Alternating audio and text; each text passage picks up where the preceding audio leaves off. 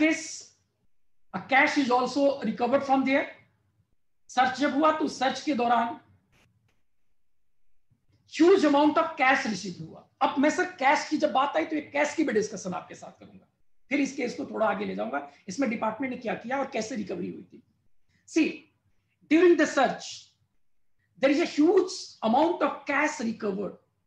67 के तहत उस किसी मैन्युफैक्चरर के यहाँ, किसी एंटिटी के यहाँ सर्च होता है। सर्च में उनके पास बहुत सारे इंक्रीमेंटिंग डॉक्यूमेंट्स मिलते हैं जो ये साबित करता है, लाइक वेरियस स्टैम्प, चेकबुक, अलग अलग लोगों के एक छोटी सी बंद कमरे में एक अपने सिस्टम पे मोर देन 200-500 फर्म्स की जीएसटी नंबर और वहीं से रिटर्न्स की फाइलिंग हो रही है। All those things are, that is very much prima facie evidence that such guy or such persons are involved under fake invoices.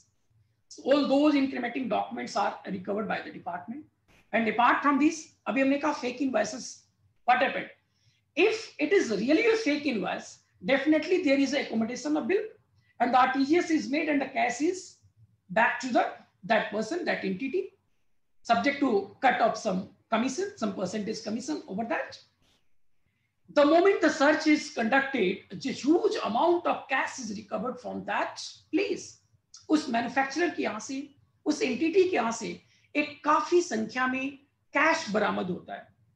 So being a professional, what do you do? समझ सकते हैं, being a chartered accountant, हम तो sir इस case को ले ही नहीं सकते, बड़ा मुश्किल है आज के दौर में। अगर जैसे ही इस केस पे मैं जाता हूं, अभी एक देखिए आंसर भी, I think litigation practice is better for CA. Definitely आने वाले टाइम में लिटिगेशन की प्रैक्टिस डेफिनेटली रहा है हमेशा और अभी आने वाले टाइम में और ल्यूक्रेटिव होगा। आप मूव कर सकते हैं और कीजिए, बहुत ही अच्छा स्कोप है। एनीवे कमिंग बैक, हमने कहा कैश की जो रिकवरी हुई, अब मैं जो भी बात कर रहा हूं जीएसटी की प्रोविजंस के हिसाब से बात कर रहा हूं। I am not talking about the provisions of income tax. Income tax का भी वो सर्च नहीं है। The search is conducted under provision of GST act. अब जो कैश रिकवर्ड हुआ, सो कैश का क्या करें? Department, number 1 option, hand over to the income tax department. उस कैश की जो पोजीशन है वो किसको दे दे? इनकम टैक्स डिपार्टमेंट को दे दे कि साहब जी हमने इस प्रीमाइसेस पे एंड सो प्रीमाइसेस पे कंडक्ट किया, जो एक फेक रैकेट चलाता था जिसपे हमने कुछ इंक्रीमेंटिंग डॉक्यूमेंट्स मिले, ये डॉक्यूमेंट्स तो हम ले जा रहे हैं, इनके सिस्टम हम उठा के ले जा रहे हैं, इनके बंदों को भी उठा के हम ले जा रहे हैं, इनकी स्टेटमेंट करेंगे और एज द केस में भी हम इनको प्रोड्यूस करेंगे कोर्ट में। पर ये जो कैश मिला, ये साहब जी कैश, ये अनअकाउंटेड कैश है, ये कैश आप ले जाओ। एक तो ऑप्शन ये है। नंबर 2, क्या जीएसटी डिपार्टमेंट अपने साथ कैश लेकर चला जाए? आपका क्या ओपिनियन? और आप, I am putting that condition, that form is fake form, because if it is a genuine form, genuinely madding sales under cash, तो पढ़ने रहने दो, कोई फर्क नहीं पड़ता। भाई मेरा बिजनेस का नेचर ही है that I am making sale under cash, और if it is recorded in the books of account, इसलिए मैं बार बार कह रहा हूं 35(1) की जो कंडीशन है आपके बुक्स ऑफ अकाउंट मेंटेन करने की, अगर आप प्रॉपर्ली मेंटेन कर रहे हो, अगर वो एक्चुअल में बिजनेसमैन है और कैश, मैं कह रहा हूं 10 crore 20 crore whatever the amount recovered from that premises or that place during search, that is immaterial, आपके बुक्स में रिकॉर्डेड है।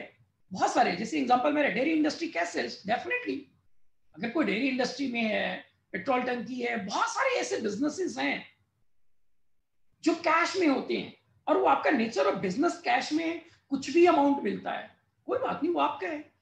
You need to be merely satisfied the department, आपको डिपार्टमेंट को सेटिस्फाई करना है और डिपार्टमेंट उसमें क्रॉस चेक करता है आपने जो ये कैश सेल दिखा है आपने बुक्स में रिकॉर्ड किया है कि नहीं। If it is recorded it is okay.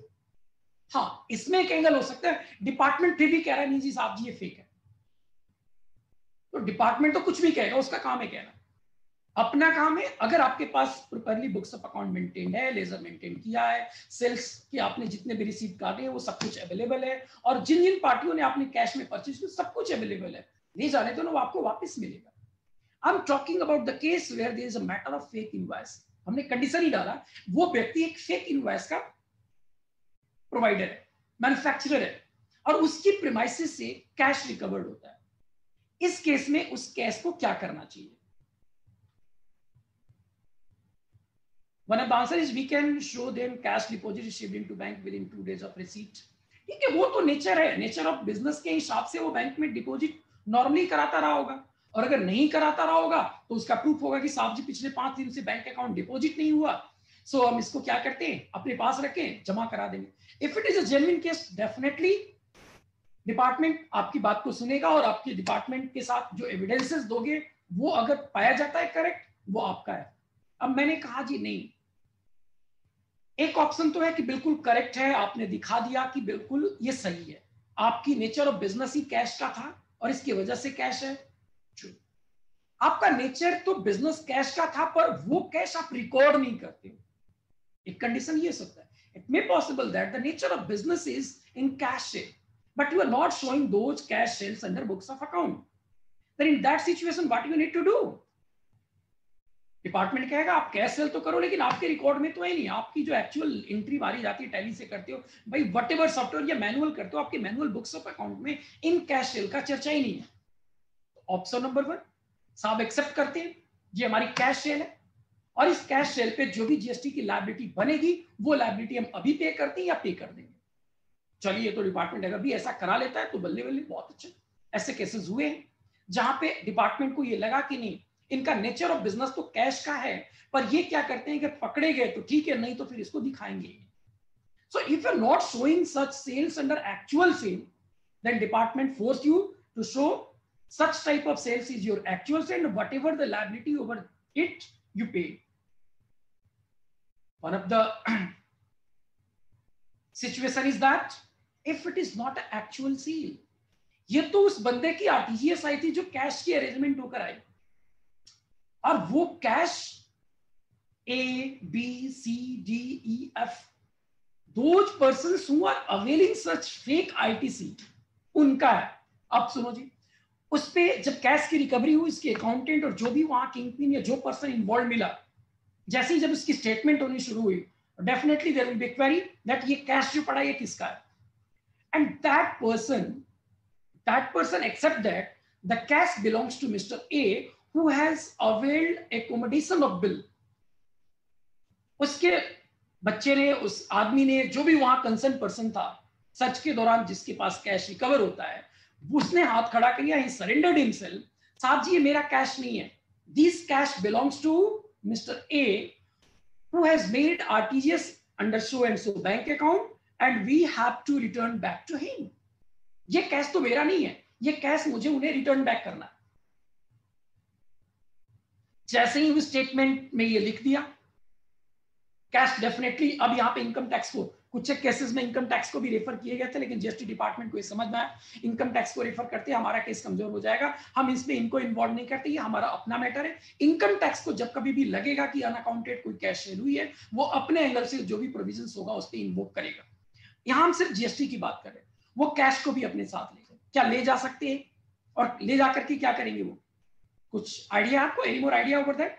If the department taken away such cash and the person whose possession the cash is to be found accepted that that cash belongs to Mr. A who has availed, utilized the ITC as a fake ITC by merely accommodation of dubious bill, fake bill, confiscation करेगा।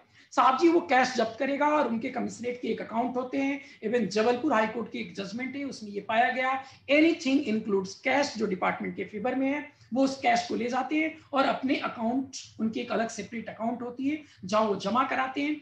बाद में उस cash से आपके ITC को भी setup even किया जा सकता है, but there are certain conditions over that. अगर उन सभी कंडीशंस को आप सेटिस्फाइड करते हैं, yes there is a possibility, there is a probability that the amount recovered in a cash form may be used as your ITC payment। पर इसके लिए डिफरेंट सिचुएशन है, मैं इस वर्चुअल मीटिंग में वो बहुत सारी चीजें मैं भी नहीं बता सकता, नहीं कह सकता। एनीवे, थोड़ा सा और आगे आते हैं। जैसे ही उस अकाउंटेंट ने, उस पर्सन ने स्टेटमेंट दिया this cash belongs to Mister A, definitely department has to option, promptly वो सर्च करेगा, सर्च वारंट अपने कंसर्न ऑफिसर से, जेसी और उसके ऊपर एंड से लेगा और फटाफट उनके प्रीमाइसेस पे पहुंचेगा, और उसको लगता है कि वहां पर भी हमें कोई ऐसी इंप्लीमेंटिंग डॉक्यूमेंट्स मिल सकती है, या उनकी हम स्टेटमेंट ले और उसको एक्सेप्ट कराएं, या ऐसा लगता है कि उस टाइम पे वो नहीं करते तो उनको समन करेंगे सेक्शन 70 में, और इन पर्सन उनको बुला लिया। अब इन पर्सन उनको कॉल किया कि भाई आप आइए इस मैटर में, आपकी इन पर्सन मुझे स्टेटमेंट लेनी है और आपके पास कुछ ऐसे एविडेंसेज हैं जो डिपार्टमेंट को लगता है कि हमारे लिए फुलफुल है, हेल्पफुल है और आपको देना चाहिए। डेफिनेटली वो मिस्टर ए प्रेजेंट होंगे, सर्च के दौरान हुआ तो ठीक है, वही मिल गए। अब मैं अगर आपसे फिर से एक क्वेरी करूं, हाइपोथेटिकली मान लेते हैं all of us are not the consultant of such type of dubious firms, such type of clients, but hypothetically I just asked you, अगर आप मान लिया जाए आप उनके कंसल्टेंट हो, मिस्टर ए को समन आया और उनको जब वो चले गए तो उसने बता दिया साहब जी मेरे पास कोई ऑप्शन नहीं था, मैं तो डर गया था और मैंने एक्चुअली में ये बता दिया कि साहब जी आप ही की आरटीजीएस आई थी और हमने ये लिखा दिया ये ए आपका कैश है। So being a consultant, being a professional consultancy provider, what do you guide to him? आप एक को क्या गाइड करोगे? में दो ही ऑप्शन है, either accept yes it is my cash or to deny. One of the answer is should not accept. अच्छा, इसके पहले भी कुछ लोगों ने कहा yes they can confiscate, can they recover the penalty and interest they are on with this cash.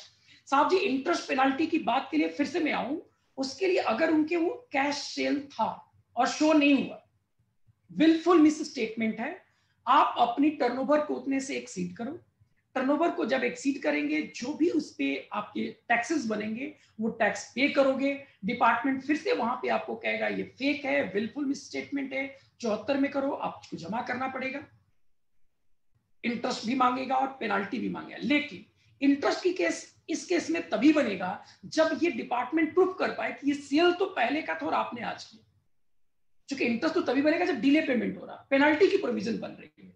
So I think you got your answer.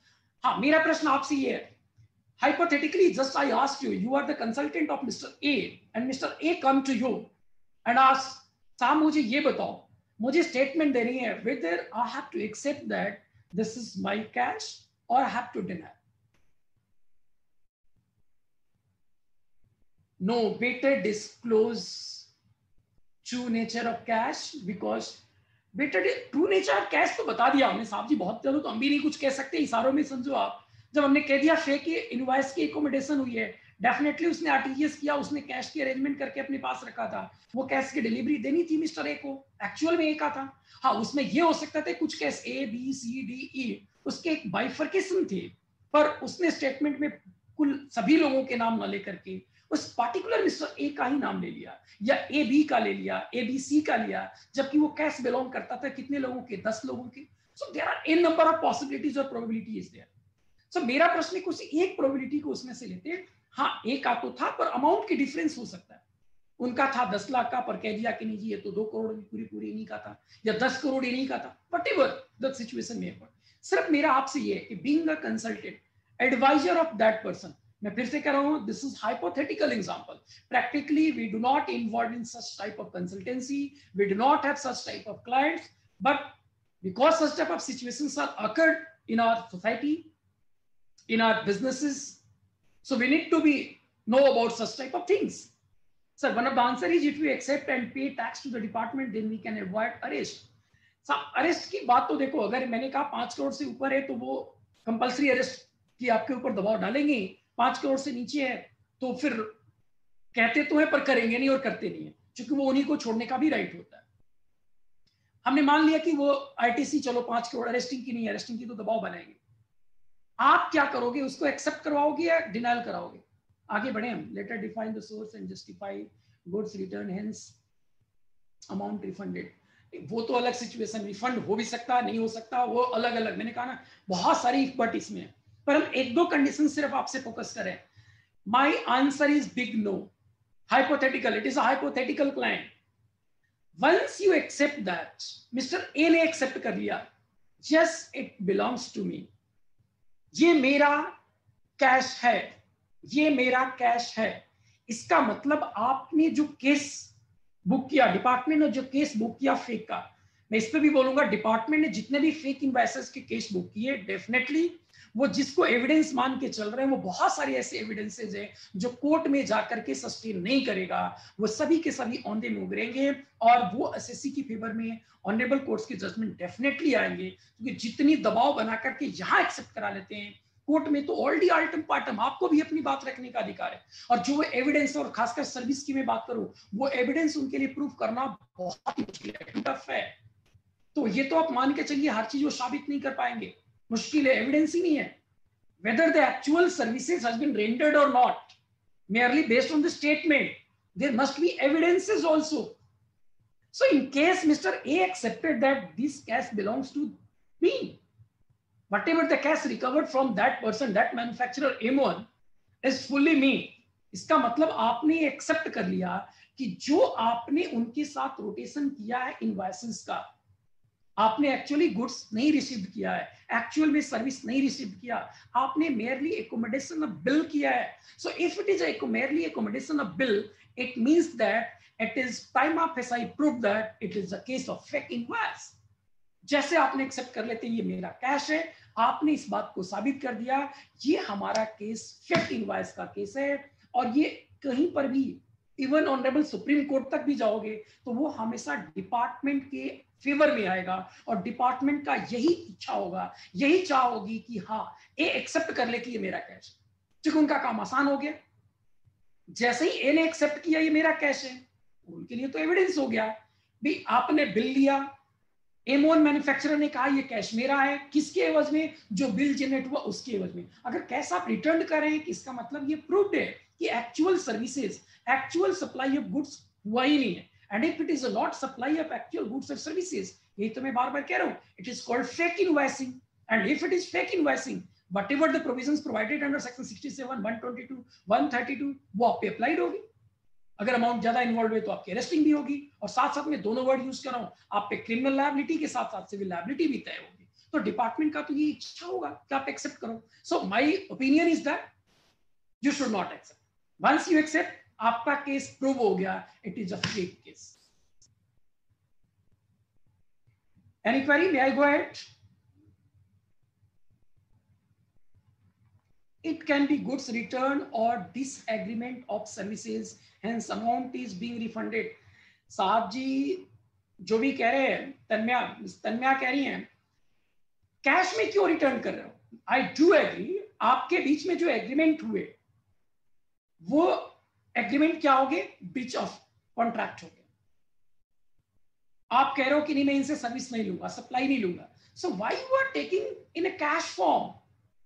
आपने RTGS किया ना, so return in the RTGS form, banking reversal entry मार दो, complete it. Why generating cash? Cash की generation आप क्यों कर रहे हैं?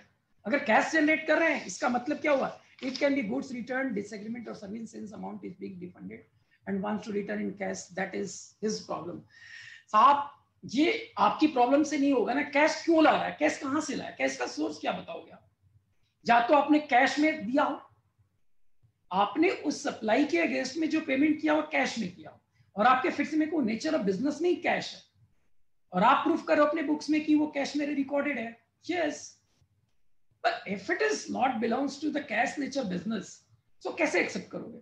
एनीवे, मैं उस पर डिटेल नहीं जाऊंगा, बहुत सारी बट कंडीशन है। बस सिर्फ मेरा आपको ये हिंट देना था कि अगर वो कैश को एक्सेप्ट करते हैं जनाब, और आरटीजीएस किया और कैश में रिसीव कर रहे हैं, इसका मतलब आपने उस फेक इनवॉइस को कंफर्म्ड कर दिया, जो कि भी मैं बार बार कह रहा हूं कि ये फेक एक्चुअल है, कि एक्चुअल में फेक है कि जेन्युइन है। इसको रिकॉग्नाइज करना, डिटरमाइन करना, it's really very tough, not only for us, also for the department.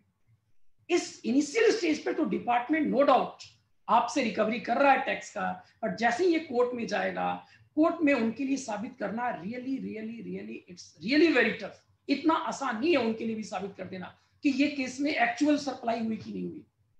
अब सर्विस, चूंकि ये मैटर कोर्ट में जाते जाते 5 साल 7 साल 8 साल, वो एविडेंसेस उनके पास रहेगा नहीं, उस समय उसको इन्वेस्टिगेट किया कोई और ऑफिसर, आज कोई और ऑफिसर होगा, बहुत सारी प्रॉब्लम्स होंगे।